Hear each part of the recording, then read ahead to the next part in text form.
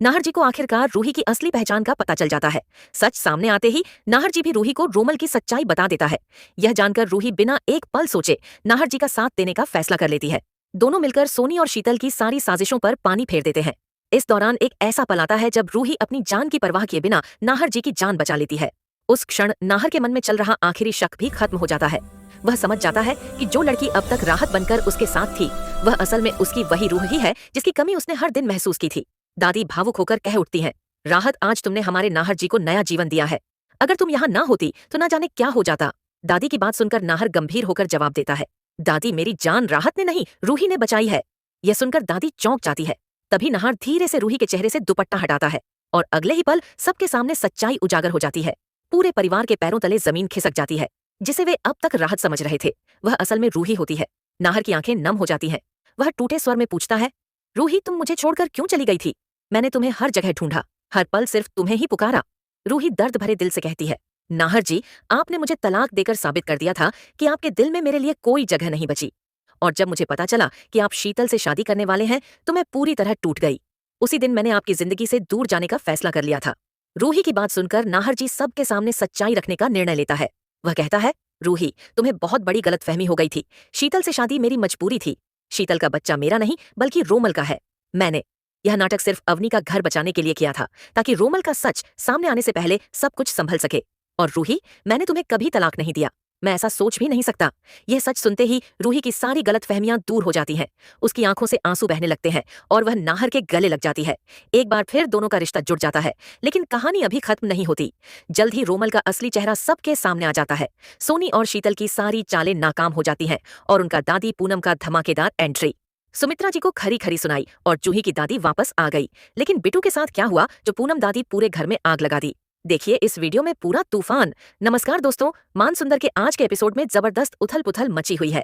दादी पूनम की वापसी से पूरे घर में टहलका मच गया। आखिर क्या हुआ आज, जानने के लिए देखिए ये पूरा वीडियो। मकर संक्रांति के मौके पर दादी पूनम खिचड़ी लेकर जूही के घर पहुंची। लेकिन घर में पहुंचते ही उन्होंने देखा कि जूही को चोट लगी हुई है और बिटू ही इसका जिम्मेदार है। ये देखकर दादी पूनम का गुस्सा सातवें आसमान पर पहुंच गया। उन्होंने सुमित्रा जी को करारा जवाब देते हुए कहा कि अगर उनकी पोती को कोई चोट पहुंचाएगा तो वह चुप नहीं रहेंगी।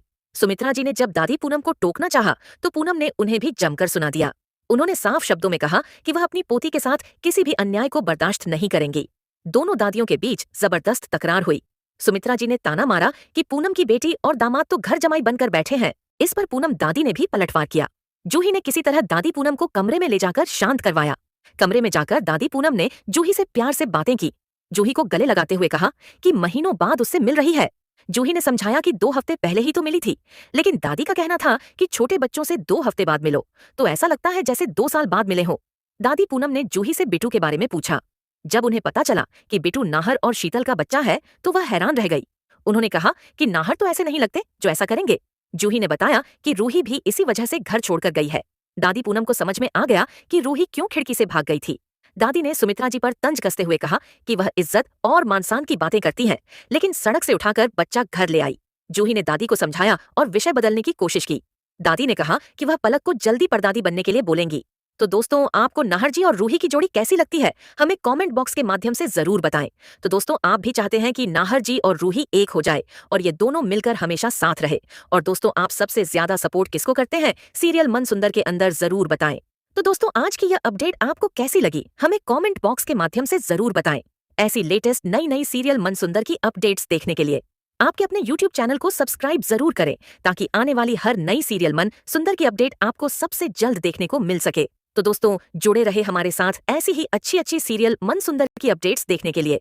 उम्मीद करते हैं दोस्तों, आज की यह अपडेट आपको पसंद आई होगी। दोस्तों, पसंद आई हो तो वीडियो को एक लाइक जरूर करें और आपके अपने YouTube चैनल को सब्सक्राइब अवश्य कर लें, ताकि हर नई वीडियो का नोटिफिकेशन आपको सबसे जल्द मिल सके। तो दोस्तों, आज की यह अपडेट यहीं पर समाप्त करते हैं। तो दोस्तों, आज की सीरियल मन सुंदर की अपडेट्स में बस इतना ही। उम्मीद करते हैं दोस्तों, आज की यह अपडेट आपने लास्ट तक देखी होगी। आपका तहे दिल से मैं धन्यवाद करता हूँ।